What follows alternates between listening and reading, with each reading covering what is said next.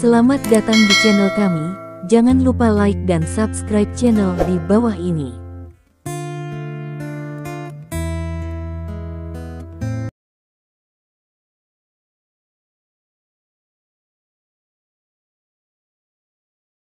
Bab 2391.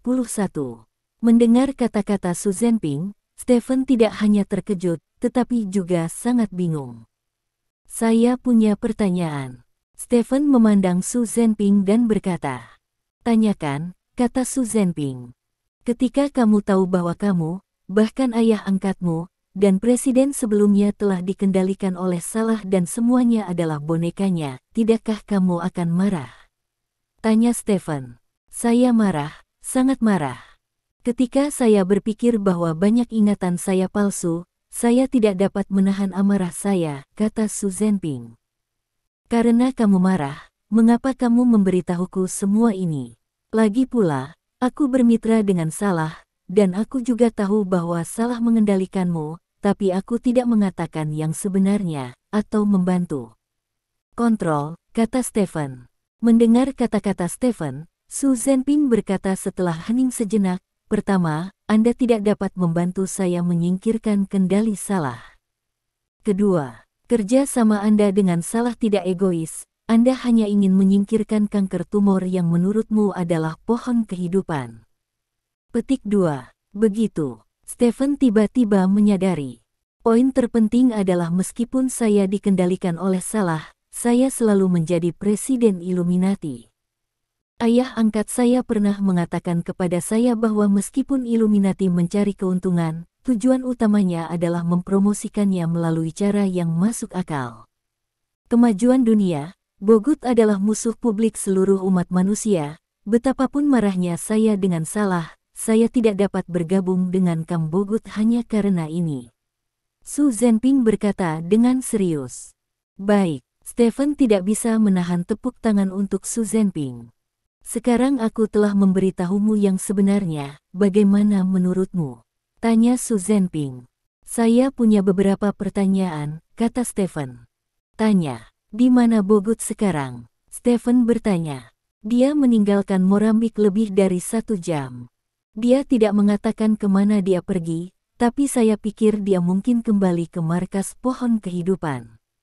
Bukannya saya tidak berpikir untuk menahannya, tapi saya tidak yakin. Saya khawatir tindakan gegabah saya akan membawa bencana ke seluruh Morambik, dan saya pikir jauh lebih berguna bagi saya untuk tetap di sisinya sebagai mitra daripada membunuhnya, karena musuh kita adalah tidak hanya Bogut dengan pohon kehidupan," kata Xu Zhenping. "Kamu benar." Stephen mengangguk, tidak peduli seberapa kuat Bogut, akan ada batasnya. Pohon kehidupan jauh lebih mengancam daripada Bogut. Jika aku bisa membunuh Bogut sekali, aku bisa membunuh Bogut sekali. Saya membunuh Bogut 2 kali, 3 kali, tetapi sampai sekarang, saya belum dapat menghancurkan pohon kehidupan. Inilah perbedaan terbesar antara keduanya. Jika Anda tetap bersama Bogut sebagai agen rahasia, Anda mungkin akan berhubungan dengan live anggota tingkat tinggi dari pohon kehidupan, dan begitu kita mengetahui identitas anggota tingkat tinggi dari pohon kehidupan, kita dapat melakukan operasi pemenggalan kepala dan langsung menghapus anggota tingkat tinggi ini dari dunia. Pada saat itu, pohon kehidupan secara alami hanya akan ditinggalkan dengan cangkang kosong. Petik 2. Saya juga berpikir begitu, kata Xu Zhenping. "Bagaimana kekuatan Bogut sekarang?" Stephen bertanya. "Aku tidak tahu detailnya, tapi dia bisa membunuh Salah, jelas dia harus sangat kuat. Kurasa setidaknya tidak akan ada banyak perbedaan dibandingkan denganmu," kata Xu Zhenping. "Itu masuk akal." Stephen mengangguk.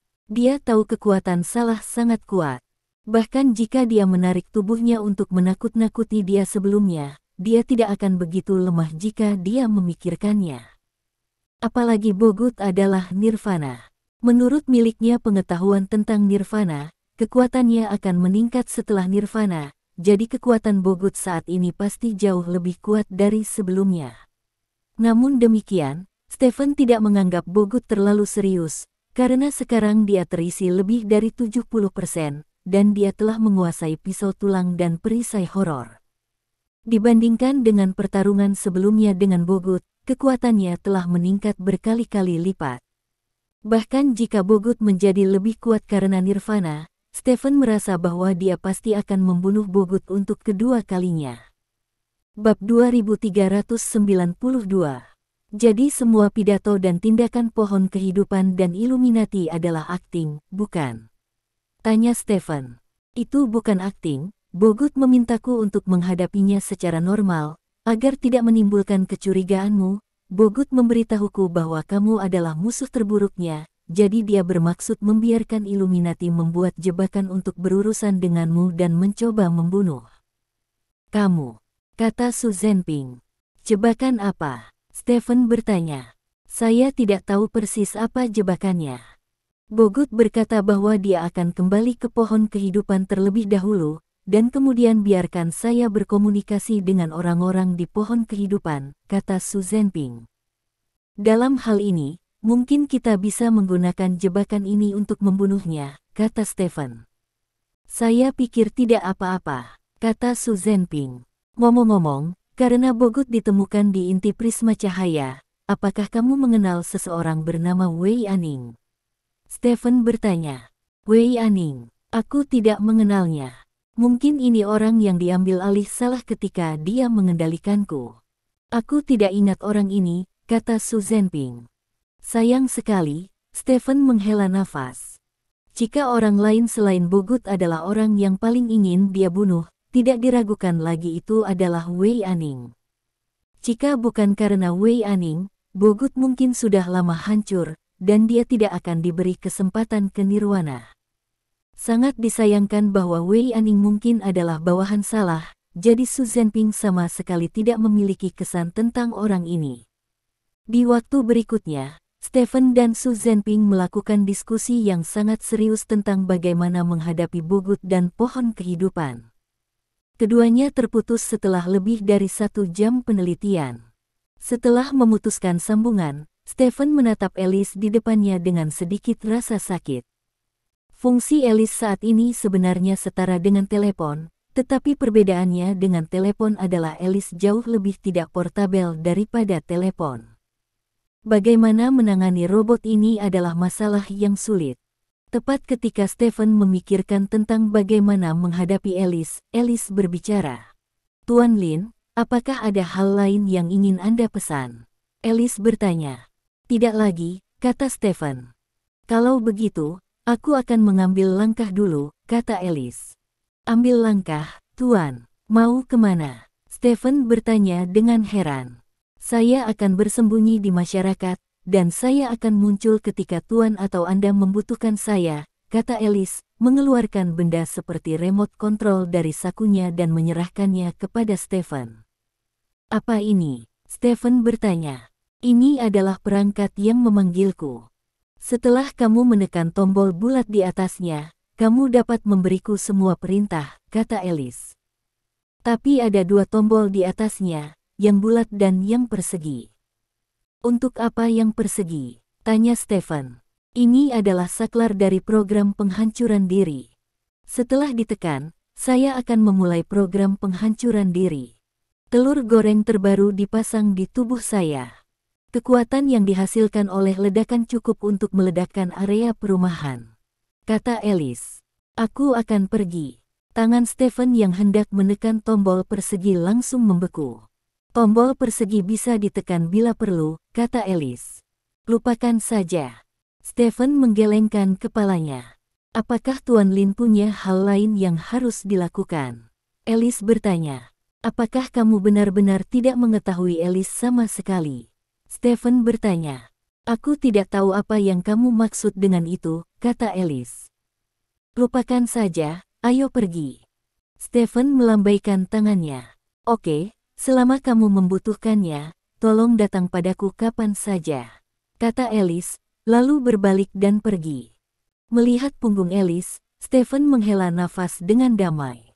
Tapi setelah dipikir-pikir, mungkin inilah hidup. Lagi pula, tidak semua orang bisa memiliki segala macam pembalikan ketika mereka menghadapi situasi putus asa seperti dia. Segera setelah Alice pergi, sekretaris kecil itu datang dari belakang. "Bos, Alice itu sangat aneh.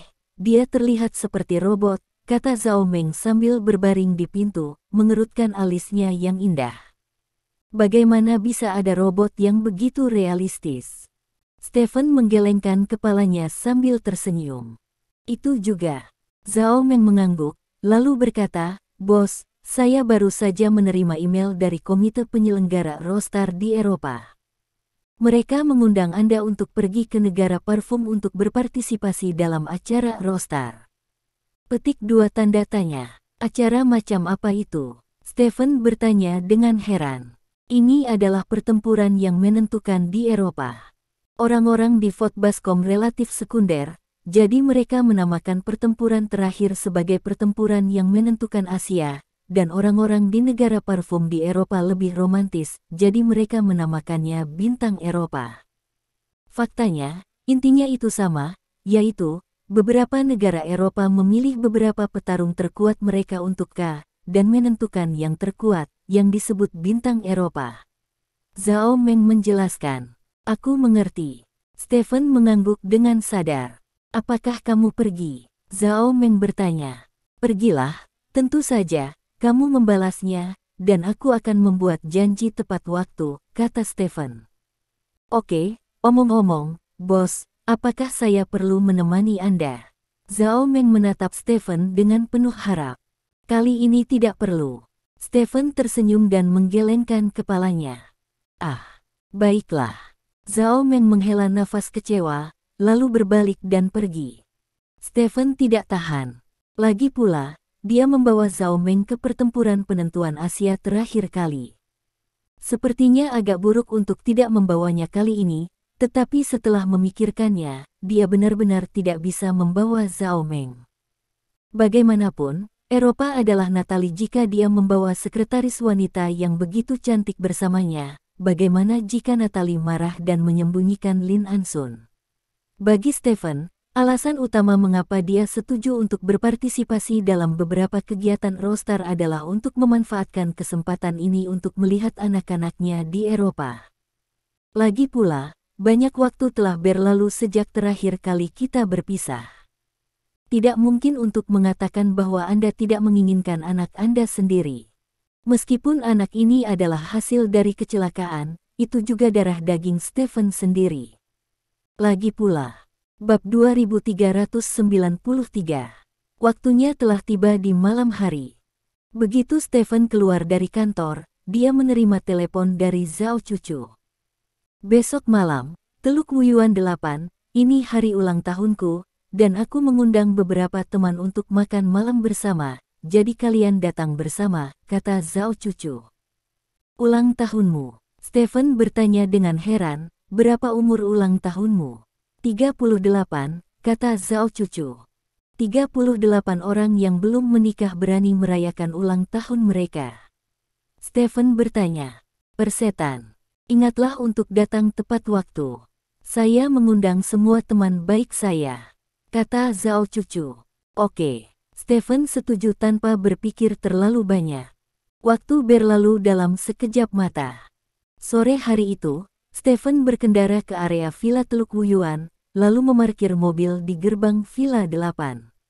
Saat ini, mobil-mobil mewah sudah diparkir di gerbang Villa No. 8, dan semburan musik terdengar samar-samar di dalam villa. Stephen keluar dari mobil. Hari ini, dia mengenakan setelan yang layak, dengan tas yang dipelintir di tangannya, yang berisi hadiah untuk Zhao Cucu. Jika itu 1 atau 2 bulan yang lalu, Stephen sama sekali tidak mungkin menghadiri pesta ulang tahun Zhao Cucu, tetapi karena hubungan antara keduanya mereda, Zhao Cucu secara khusus menelepon untuk mengundangnya, jadi dia tentu saja ingin hadir.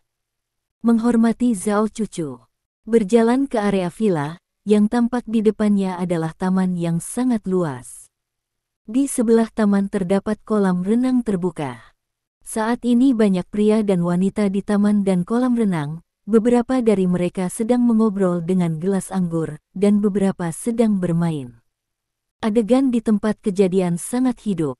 Sekilas Stephen melihat Zhao Cucu di kerumunan.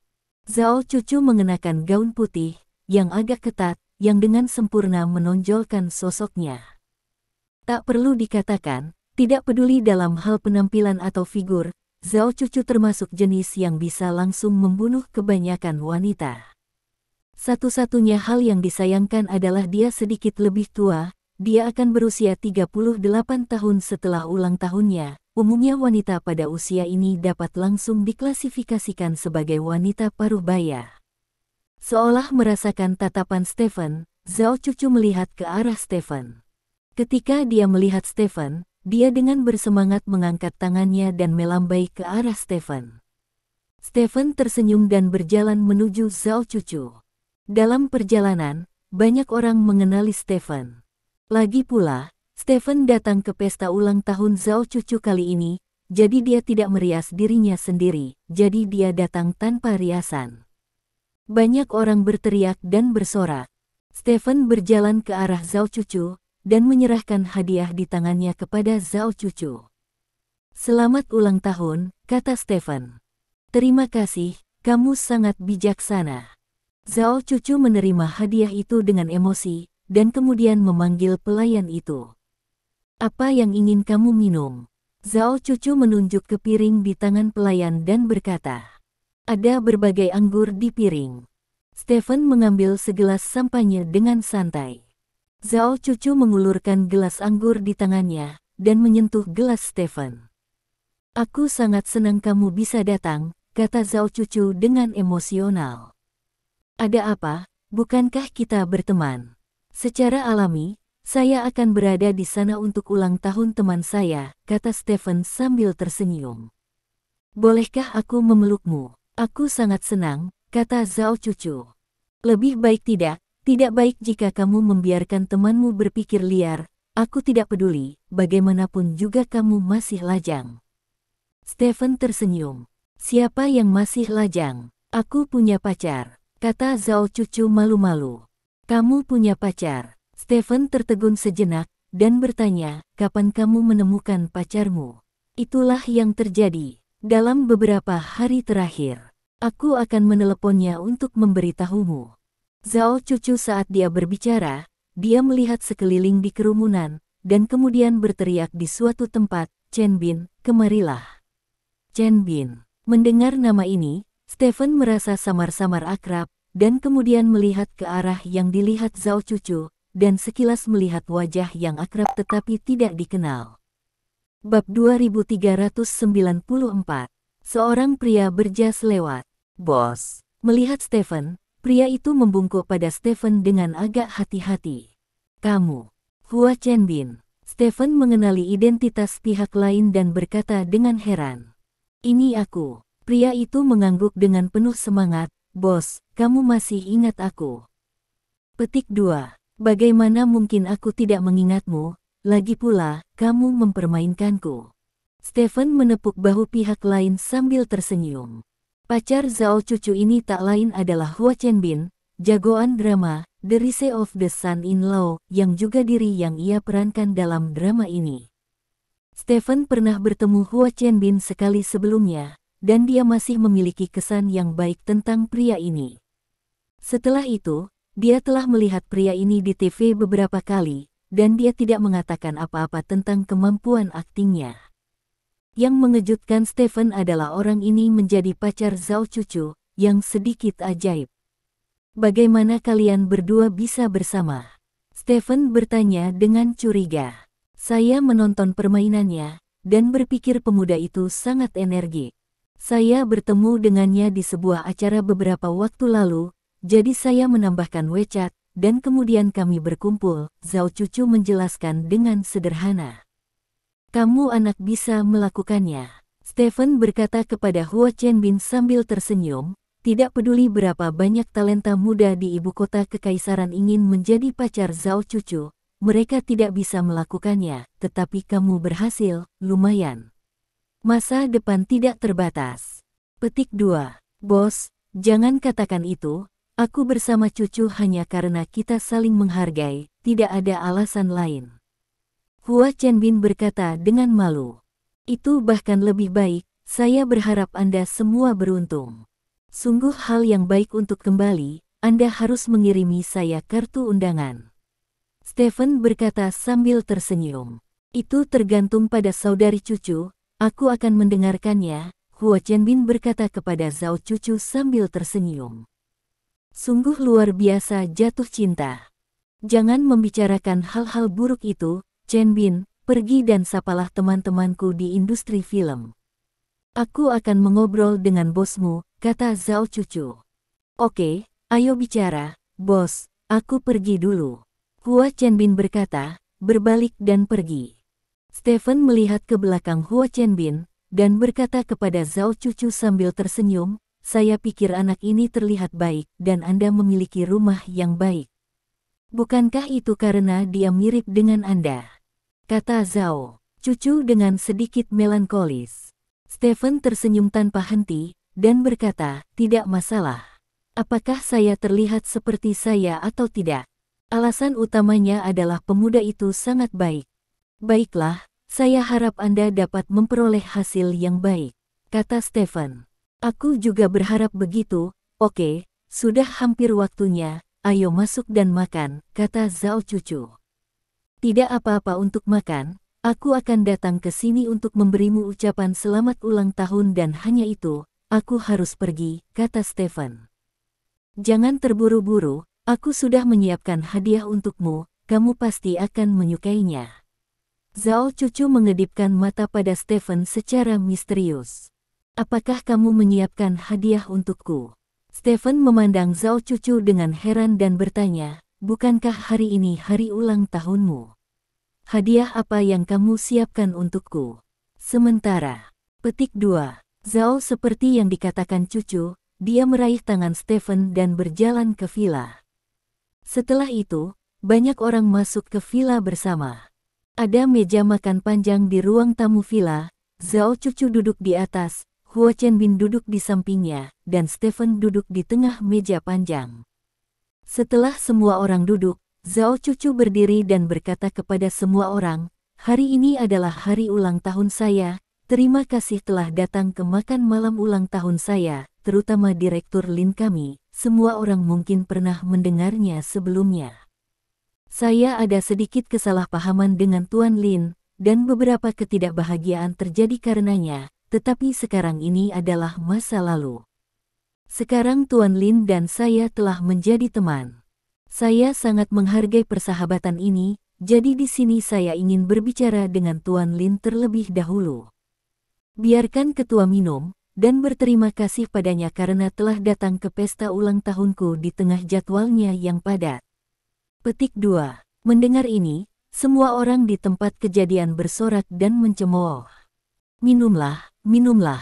Stephen tersenyum, berdiri memegang gelas anggur dan berkata, masa lalu sudah berakhir, ada lagu bagaimana cara bernyanyi, jangan ulangi masa lalu, hidup penuh angin dan hujan. Sekarang kita berteman, sudah cukup. Ayo, minum. Setelah berbicara, Stephen dan Zhao cucu bertemu satu sama lain, lalu menghabiskan sampahnya di gelas bersama. Zhao cucu meletakkan cangkirnya, dan Huo Chenbin segera mengisinya. Aku akan menghormati semua orang untuk minuman berikutnya. Zhao cucu mengambil gelasnya sendiri lagi. Kali ini semua orang berdiri.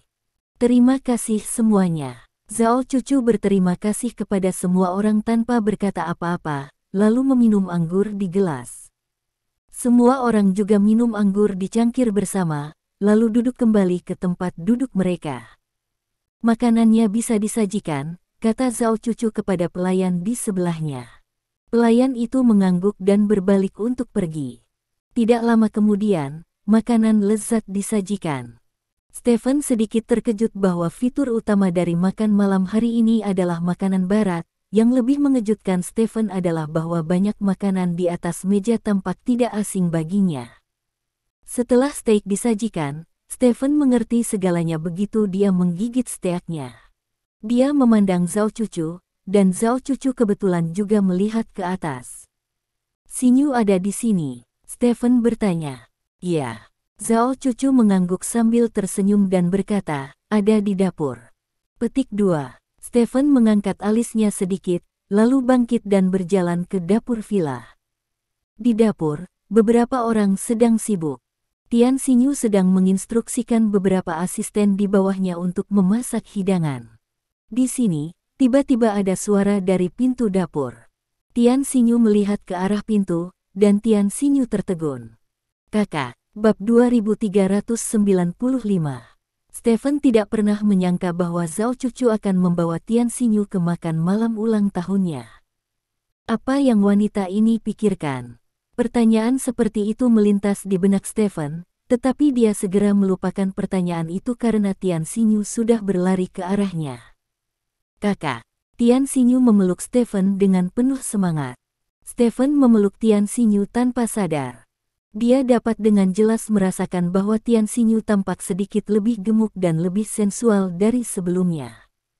Meskipun Tian Xinyu dulunya tampan, dia sedikit terlalu kurus, tetapi sekarang dia jauh lebih baik. Mengapa kamu datang ke sini? Stephen mengajukan pertanyaan di dalam hatinya.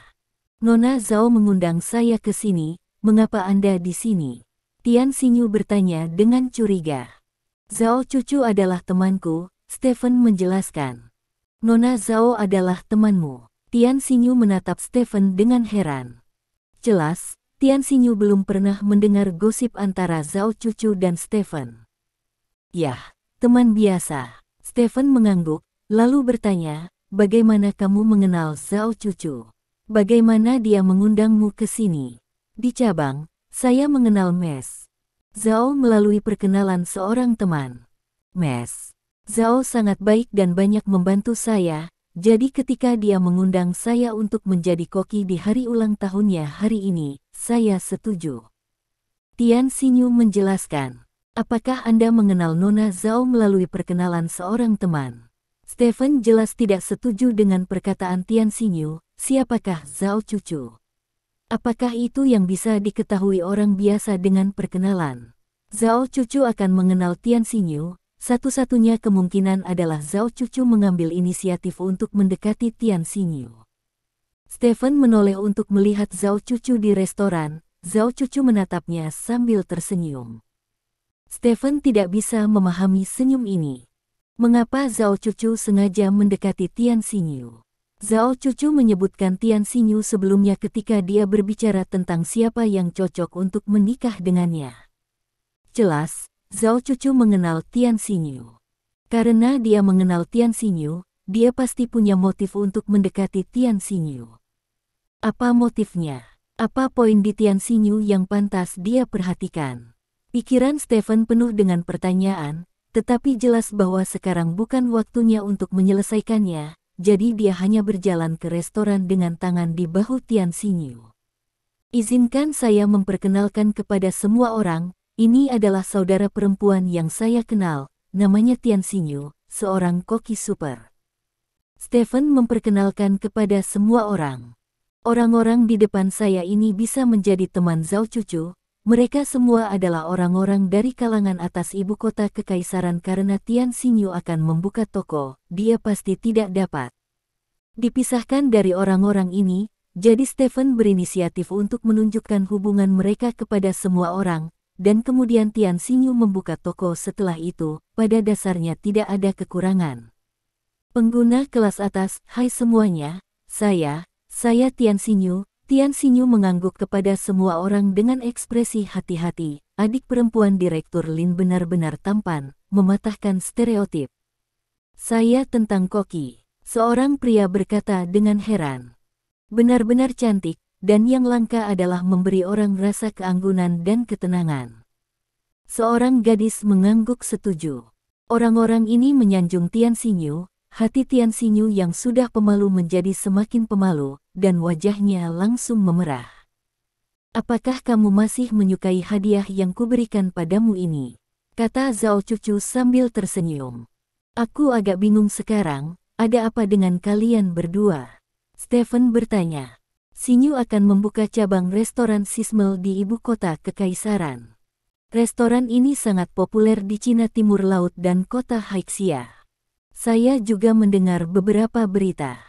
Kebetulan seorang teman saya berencana untuk melakukan investasi malaikat di restoran Sismel, jadi saya baru saja bergabung, bertemu dengan Xin Yu, dan kami mengobrol dengan baik, jadi kami menjadi teman. Zhao Cucu menjelaskan dengan singkat. Investasi malaikat. Stephen menatap Tian Xinyu dengan heran, dan bertanya, bukankah kamu baru saja membuka cabang? Mengapa kamu masih terlibat dalam investasi malaikat? Aku akan membuka rantai.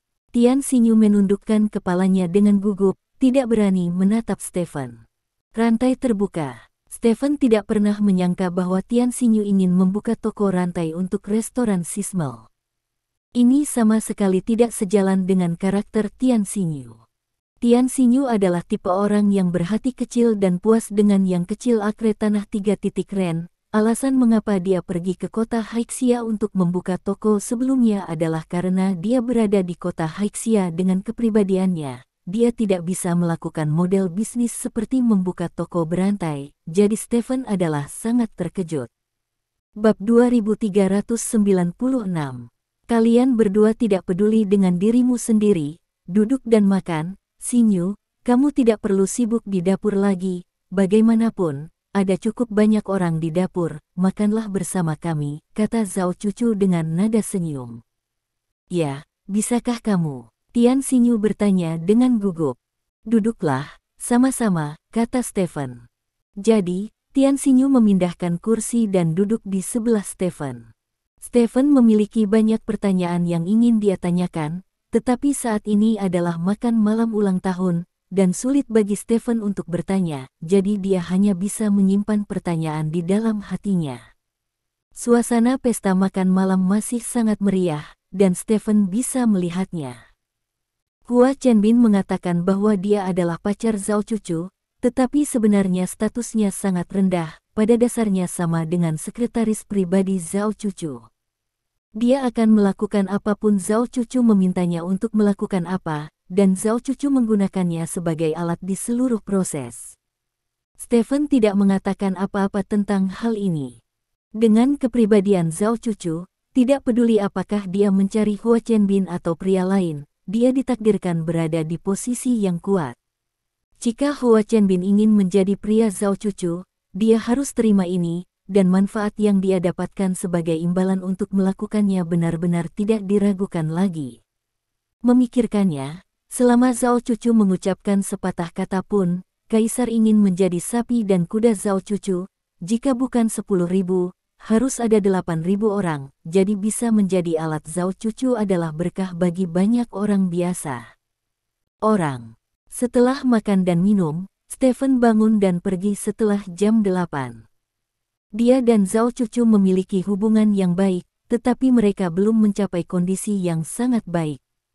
Setelah makan malam dan minum, itu sudah cukup untuk Stephen. Jika Anda terus bertahan, itu akan menjadi tidak proporsional. Pulanglah untuk makan malam besok. Stephen secara khusus memanggil Tian Xinyu sekali sebelum pergi. Pergi ke rumahmu. Tian Xinyu bertanya dengan gugup.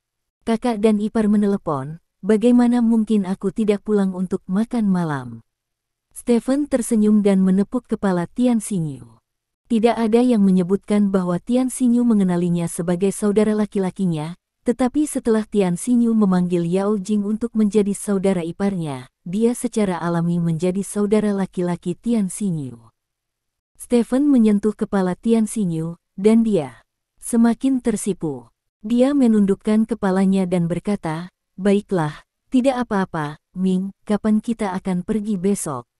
Stephen berkata, tidak perlu bro, aku akan pergi dan bersiap. Kalian, pinjami aku dapur, dan aku akan memasakkan makanan yang enak untukmu dan adik iparku, kata Tian Xinyu. Tidak apa-apa juga. Stephen mengangguk sambil tersenyum, dan berkata, aku akan meminta seseorang menyiapkan bahan mentah yang kamu inginkan besok, dan kemudian kamu akan pulang dan memasak makanan enak untuk adik iparmu. Kakak ipar, Tian Xinyu menatap Stephen dengan curiga. Sekarang kamu punya 3 saudara ipar, dan 1 tinggal di luar negeri, kata Stephen. Kakak, kamu benar-benar galak, luar biasa. Tian Xinyu menghela nafas dengan tulus. Tidak apa-apa, aku akan pergi dulu. Zhao Cucu cukup baik sekarang, tetapi kamu harus waspada terhadapnya, jangan percaya semua yang dia katakan. Kata Stephen. Ya, saya tahu. Tian Xinyu mengangguk. Setelah itu, Stephen berbalik dan pergi. Tian Xinyu berdiri di pintu, menunggu Stephen menghilang dari pandangan, lalu dia dengan enggan berbalik dan berjalan kembali ke villa. Di villa, Zhao Cucu minum banyak anggur, wajahnya sedikit memerah. Melihat Tian Xinyu masuk, Zhao Cucu berjalan mendekat, melingkarkan lengannya di bahu Tian Xinyu dan berkata dengan suara rendah, "Aku tahu, kamu menyukai Stephen, bukan?" "Tidak, tidak apa-apa." Tian Xinyu dengan cepat menggelengkan kepalanya dalam penyangkalan, tapi, meskipun dia menggelengkan kepalanya, wajah kemerahan itu telah mengkhianatinya. "Jangan berani mengakuinya, bahkan orang bodoh pun dapat melihat bahwa kamu tertarik pada Stephen. Katakan dengan jujur, kamu dan Stephen. Ada yang terjadi di antara kalian berdua?" Zhao Cucu bertanya dengan suara rendah. "Tidak, tidak ada yang terjadi di antara kita, ini sangat murni," kata Tian Xinyu dengan penuh semangat. "Jika tidak, kamu tidak memilikinya. Mengapa kamu begitu bersemangat?" "Hei, Stephen benar-benar memiliki atribut magnet. Tidak ada wanita yang bisa lepas dari ketertarikannya saat menghadapinya," kata Zhao Cucu dengan emosi. "Nona Zhao, bukan." Tian Xinyu menatap Zhao Cucu dengan heran. "Apa yang kamu bicarakan? Aku punya pacar, apakah kamu memikirkan dia?" Zhao Cucu memutar matanya. "Itu benar." Tian Xinyu tersenyum naif. "Xinyu, kita adalah teman, jadi aku punya sesuatu untuk diberitahukan kepadamu. Wanita ini, ketika menghadapi pria yang kamu sukai, kamu harus dengan berani maju, jangan ragu, lihatlah dunia. Binatang, singa ingin mendapatkan hak untuk sobat, maka kamu harus mengusir singa lainnya. Siapapun yang lebih kuat akan bisa mendapatkan hak untuk kawin. Kamu terlalu pengecut, sama seperti kamu tidak mungkin mendapatkan Stephen dalam hidupmu." Zhao Cucu berkata dengan serius, Aku juga tidak ingin mendapatkan kakakku. Kupikir bagus untuk mengawasinya dari kejauhan." Tian Xinyu menundukkan kepalanya dan berkata dengan malu-malu, "Apakah ini benar-benar bagus? Melihat pria yang kamu suka berpasangan dengan wanita lain, bisakah kamu benar-benar menanggungnya di dalam hatimu?" tanya Zhao Cucu. Tian Xinyu sedikit gemetar, dan menatap Zhao Cucu. "Saya menganggap Anda sebagai teman. Saya harap Anda bahagia. Jangan menahan diri saat menghadapi pria yang Anda sukai. Jika Anda benar-benar menyukai Stephen, saya pasti akan mendukung Anda mengejarnya," kata Zhao Cucu. "Nona Zhao, aku tidak," kata Tian Xinyu dengan suara bergetar. "Oke, jangan bicarakan ini. Saudari Hui Hui akan memberimu beberapa trik untuk memastikan bahwa kamu dapat memenangkan hati si bajingan Stephen. Bahkan jika kamu tidak bisa, itu masih akan membuatnya ingin menghentikanmu. Tolong baiklah." Zhao Cucu tersenyum misterius, menepuk bahu Tian Xinyu, lalu berbalik dan pergi. Tian Xinyu berdiri di tempatnya, selain sedikit bingung, bahkan ada sedikit kegembiraan dan antisipasi di hatinya. Bab 2397. Tian Xinyu bangun pagi-pagi sekali. Kondisi mentalnya tidak terlalu baik, karena dia minum anggur saat makan malam ulang tahun Zhao Cucu tadi malam. Dia bukan dari fisik yang tidak dapat disentuh oleh setetes alkohol, tetapi dia tidak tahan dengan suasana yang baik tadi malam, jadi dia minum 2 gelas lagi, dan sekarang dia bangun sedikit lebih awal, dan dia merasakan sedikit pusing. Jika Zhao Cucu tidak meminta seseorang untuk mereformasi dia pagi-pagi sekali, dia pasti tidak akan bangun sepagi ini. Tidak lama setelah bangun, panggilan telepon Zhao Cucu masuk. "Kamu di mana? Aku sudah menemukanmu, dan semuanya sudah siap," kata Zhao Cucu. Aku di rumahku di Jalan XX," kata Tian Xinyu. "Kalau begitu tunggu aku akan ke sana dalam 20 menit, kata Zhao Cucu, dan menutup telepon. 10 menit kemudian, Zhao Cucu dan sekelompok orang mengetuk pintu rumah Tian Xinyu. Kamu tinggal di sini. Zhao Cucu melihat sekeliling ke apartemen tunggal Tian Xinyu dengan kurang dari 40 bungalow, dan bertanya dengan heran. Ada apa? Tian Xinyu bertanya dengan curiga. Rumah ini terlalu kecil. Sebuah rumah kecil dapat dengan mudah mempersempit pandangan orang. Saudari Hui Hui akan mencarikanmu flat yang besar, kata Zhao Cucu. Tidak, Mes. Zhao, saya pikir itu baik untuk tinggal di ruangan seperti itu sendirian, kata Tian Xinyu dengan tergesa-gesa. Berhenti membicarakan ini, duduklah, dan aku akan membiarkan mereka membersihkannya untukmu, kata Zhao Cucu. Tian Xinyu sangat gugup, tapi dia duduk di depan cermin riasnya dengan jujur. Beberapa orang yang dibawa oleh Zhao Cucu mulai mendandani Tian Xinyu. Pada saat yang sama, Zhao Cucu juga membuka sebuah kotak yang dibawanya, dan isinya adalah satu set pakaian yang indah. Kamu harus ingat, ada 2 nyonya rumah di tempat yang kamu tuju hari ini. Meskipun kamu adalah saudara perempuan Stephen, tidak ada wanita yang ingin suaminya memiliki saudara perempuan seperti kamu. Ketika saatnya tiba, mereka pasti akan memukulmu. Yang harus kamu lakukan adalah menunjukkan kepercayaan dirimu, jangan tertekan oleh aura mereka, hanya dengan cara ini kamu memenuhi syarat untuk bertarung dengan mereka.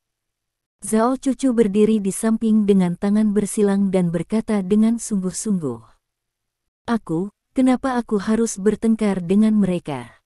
Bukankah mereka semua adalah adik iparku?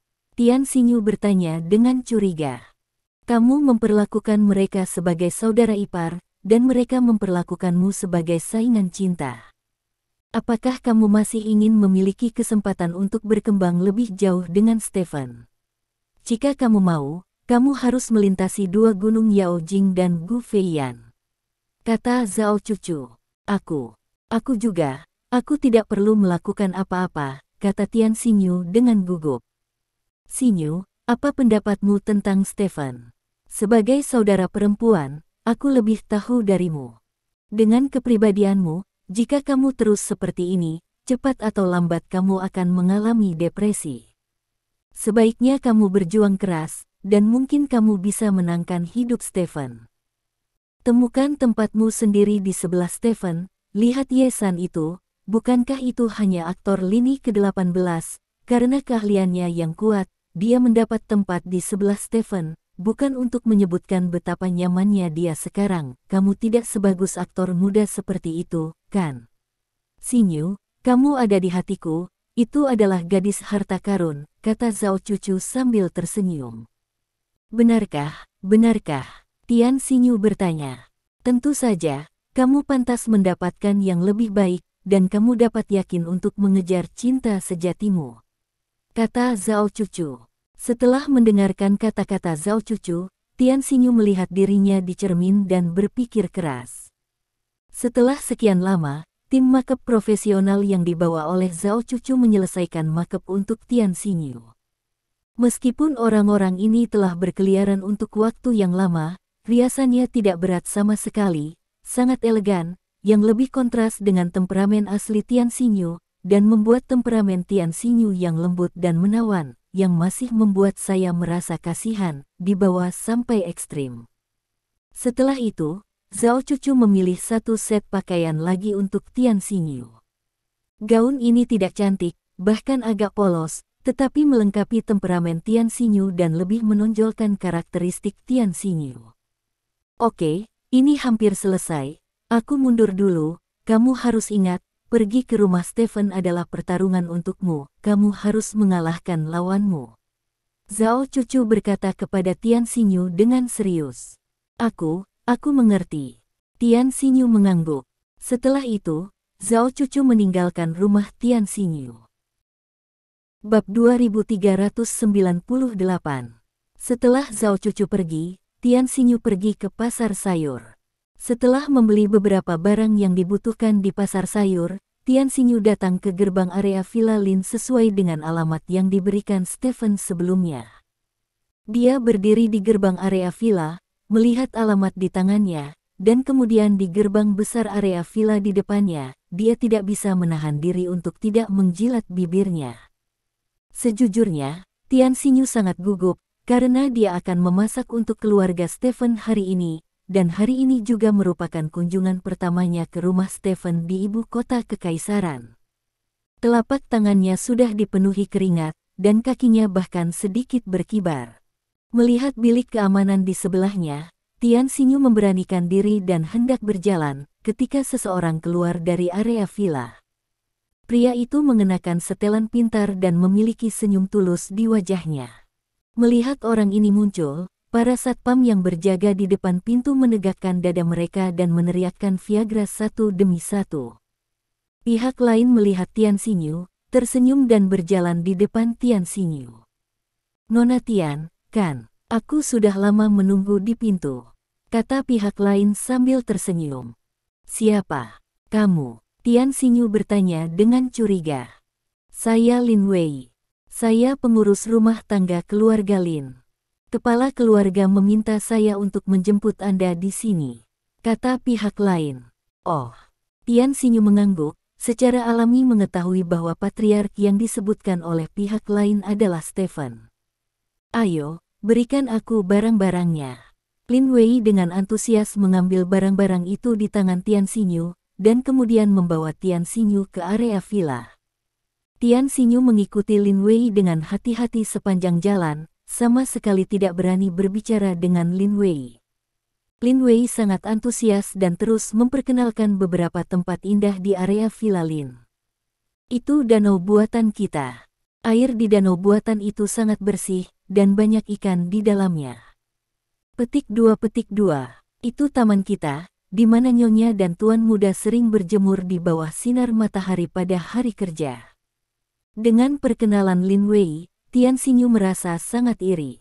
"Bukannya saya iri pada orang-orang di sini yang hidup dengan baik, tetapi mereka memiliki hubungan dekat dengan Stephen." Tidak lama kemudian, keduanya tiba di depan pintu villa Stephen. Pintu villa telah dibuka, dan beberapa suara terdengar dari dalam pintu dari waktu ke waktu. "Itu di sini. Kepala keluarga sedang keluar untuk melakukan beberapa bisnis, dan dia mungkin tidak akan kembali sampai sore hari.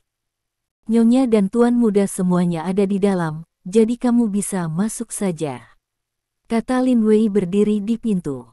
"Kakak Lin tidak ada di sini?" Tian Xinyu bertanya dengan gugup.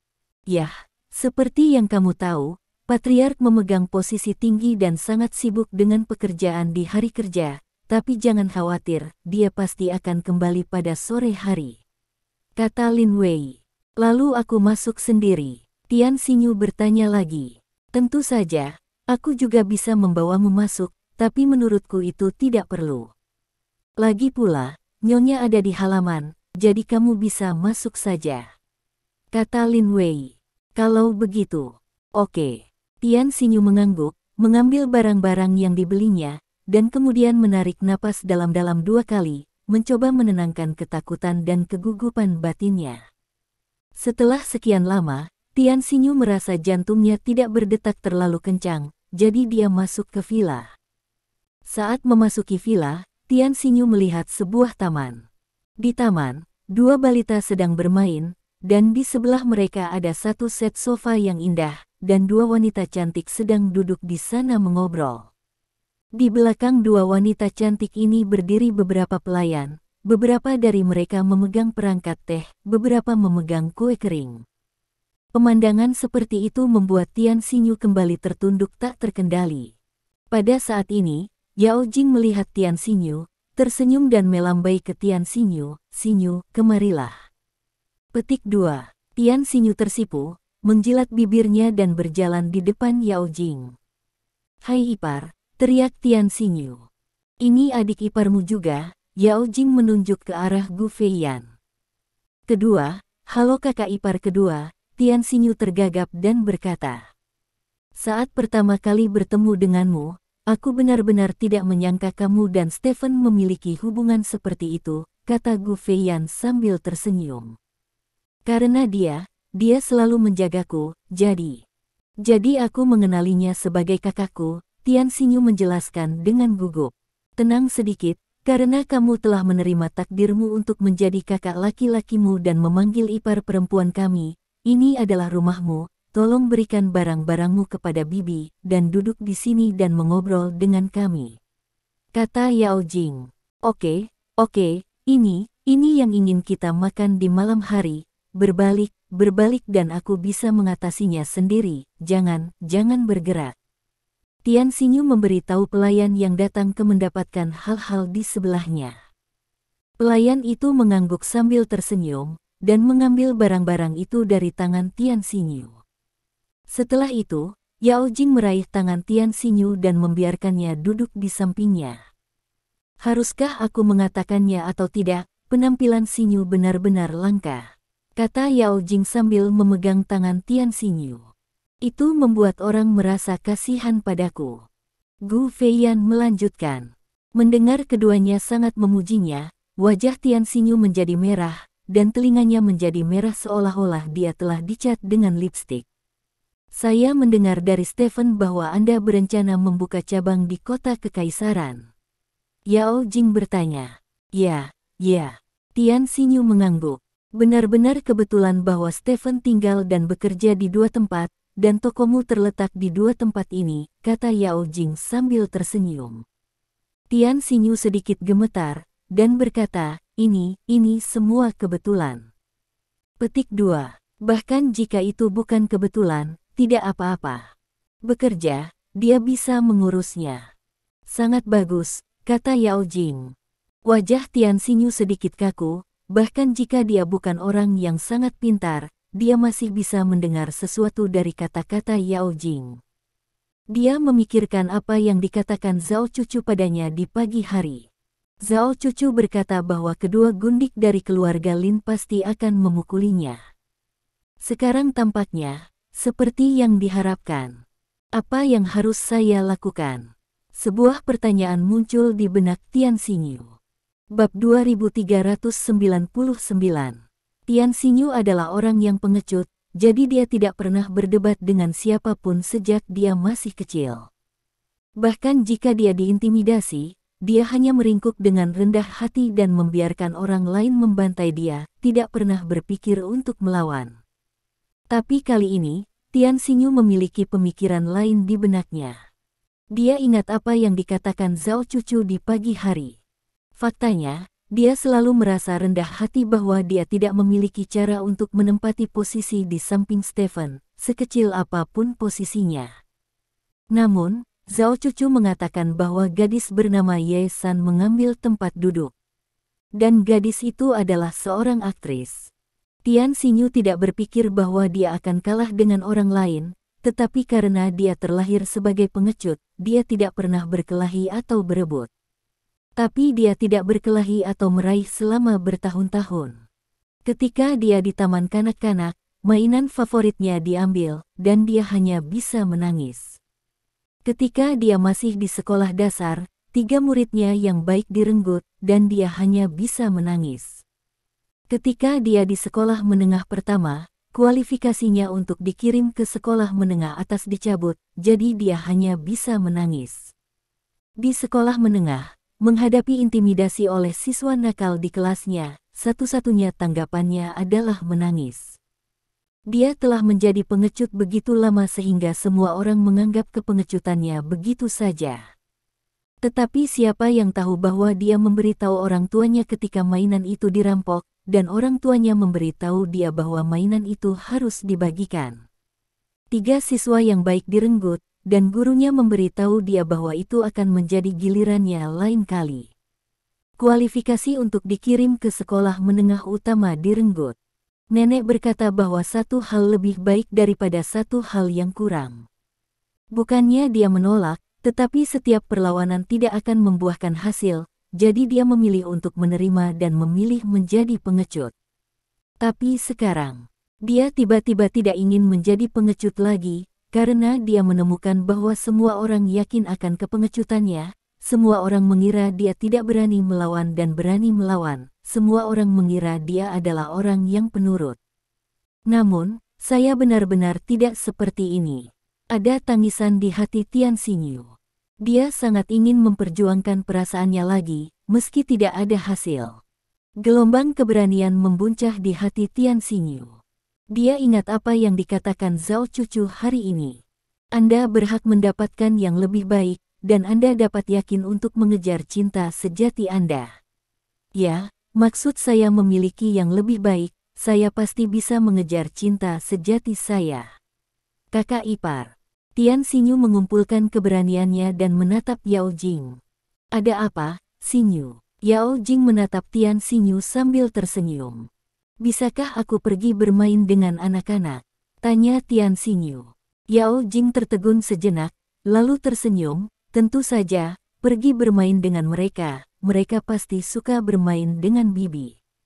Petik 2. Ya. Tian Xinyu mengangguk, bangkit dan berjalan menuju kedua anak itu. Tian Xinyu cemberut sambil berjalan. Tian Xinyu, apa yang kamu lakukan? Apakah kamu tidak mengumpulkan keberanianmu? Apakah kamu tidak ingin menolak?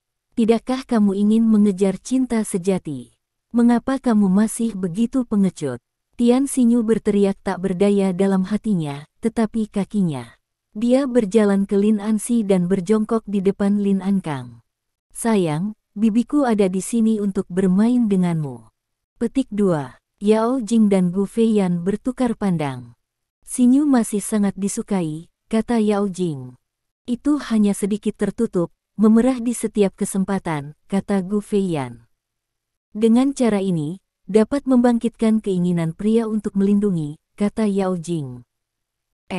Gu Feiyan mengangguk, dan keduanya menunjukkan ekspresi serius. Saat ini, Stephen tidak tahu bahwa selama beberapa jam ketika dia tidak di rumah, sebuah opera Gongdou telah dipentaskan di rumah. Meskipun sisi Tian Xinyu dihancurkan dengan kejam, prosesnya masih menarik. Bab 2400. Di sisi lain, di sebuah apartemen kelas atas di ibu kota kekaisaran, Ye San sedang berbaring di sofa, menonton TV. Ada seorang wanita berbaring di sampingnya. Wanita ini bernama Lin Meina. Dia adalah sahabat Ye San. Mereka telah bersama sejak kuliah, dan mereka sangat dekat.